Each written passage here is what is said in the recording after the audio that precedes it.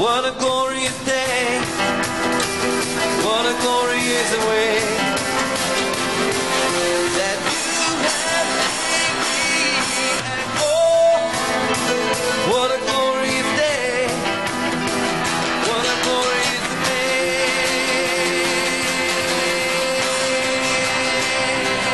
And oh, happy day, happy day. You wash my sin away. Oh, happy day, happy day. I'll never be the same. Oh yeah, forever I stay.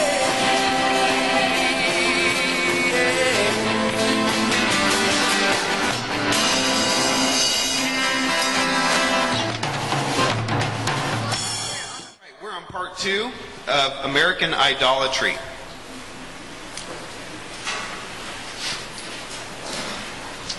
Last week was really fun to spy what's happening in the older kids' room. They're having their own American Idol judging, and they have a little table with Simon and Paula and Randy actually down there, or at least people pretending, and they're having all kinds of fun with contestants. And at the end of this series, you'll get to see a little video highlighting some of the contestants down in our children's class. But they're just having fun with it and learning. And today is part 2 of American idolatry, and we're looking at money. American Idol has netted several $billions. It's a reality show that has netted millions and millions of dollars, billions actually. And it's also put a spotlight on success in this way that gives hopefuls the idea that this show might be their magic ticket to fame and fortune. And as we know, it doesn't happen for most. You know, American Idol's kind of been touted as something that helps people chase their dreams. But when a dream has $1 million advertisements in it, and it has multi-million-dollar merchandising, and each of their concerts take in $500,000, you have to wonder what the dream is. And I think it's definitely money is a big part of the dream. Money is a great tool, and today I'm going to talk a lot about money. Money is a great tool, and it's something that we all enjoy using. But money is limited, wouldn't you say? Money can buy a lot of things. Money can buy a bed, but money can't really buy you sleep or good rest. Money can buy you books, but it can't buy you brains. It can buy you food, but not an appetite. Fine things, but not beauty. It can buy you a house, but not a home. It can buy you amusements, but not real happiness. It can buy you religion, but not salvation. It can buy you a passport to everywhere but heaven. Money. It's a tool. It's limited. And our culture definitely, you see the struggle and the chase for money. And we're actually going to do a little quick quiz. I have up on the board here in just a minute, we're going to play a fun game this morning called Guess That Logo.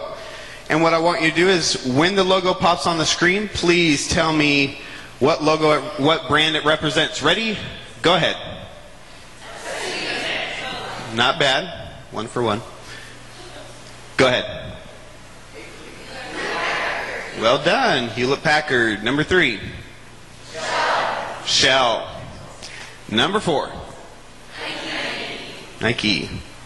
And number 5. Wow. Now right away, some of you are thinking of running. Some of you would like a cup of coffee. Some of you are like, you know what, honey, we're really low on gas. I told you we should have got it before we came. And some of you are just, I don't know, wanting to print stuff maybe. That'd be kind of weird. Maybe you need some help if you're sitting here wanting to print. But what's really interesting is how quickly you knew all of those things. None of those logos, look back on those logos for a minute, and none of those logos gave you any brand name. They're just pictures. Well, HP, I guess, gave you a little clue. Yeah, that's true. But that's a swoosh. And that's a mermaid whose legs got, or little fin got ripped because it's going 2 ways and mermaids only have one little tail. Poor gal. But you see that those brands without a name right away, you knew what they were about. And Advertising is a multi-billion-dollar industry. Actually, they've studied that advertising directed at children now is estimated at over $17 billion annually. That's advertising marketed towards children alone. And there's a scary study. Did you know there's actually a part of your brain that responds, they found a certain part of your brain that responds to brand loyalty, which would mean that there's certain brands that we like, and when we see commercials or things, it develops something in a certain part of our brain that becomes loyal to that brand. And this is kind of sick, and this is kind of scary, but they're actually doing research using children to see what parts of the brain go off the most based on certain marketing brands, so that they can use those and advance those to advertise more to children and make more money. This is a scary thought, that someone somewhere is spending millions of dollars to pick apart my kids' brains to figure out how best to get them to ask me to buy something. But that's what's happening. You can see that money is a big deal. And life tells us, at least often in our culture, it screams at us that we're defined by what we own. It's why when someone gets an iPod, they flash it around for a month. You know, or if you get a new toy or something really exciting, you want to show it off because there's something in us that says we're defined by what we own. But Scripture tells us in Luke 12 this, that a man's life does not consist in the abundance of his possessions. And we're going to read more on that today, so go ahead and open to Luke 12.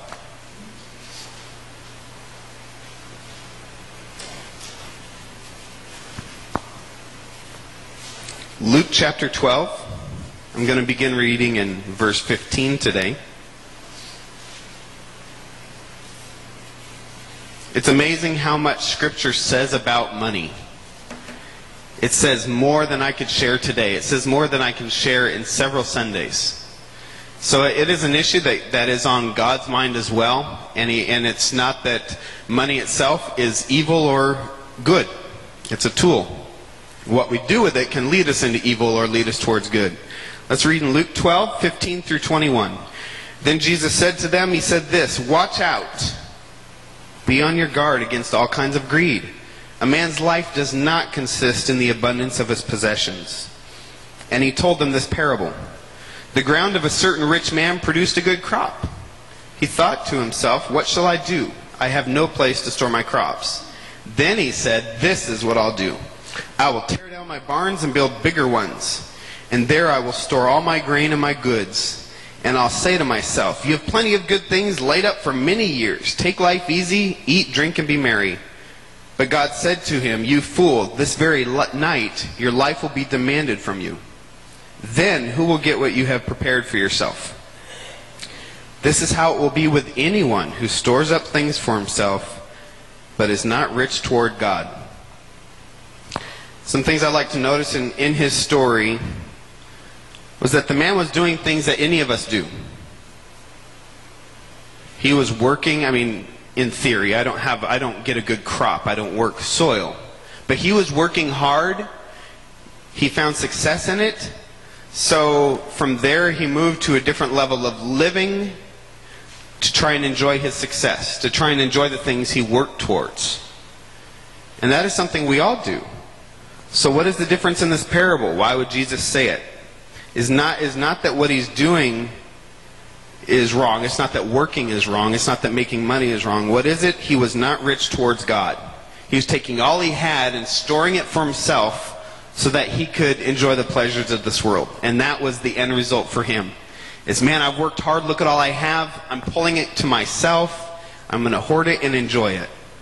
And God was saying, the world's a lot bigger than you. You're going to miss out. And this is how it's going to be for anyone who is not rich toward God.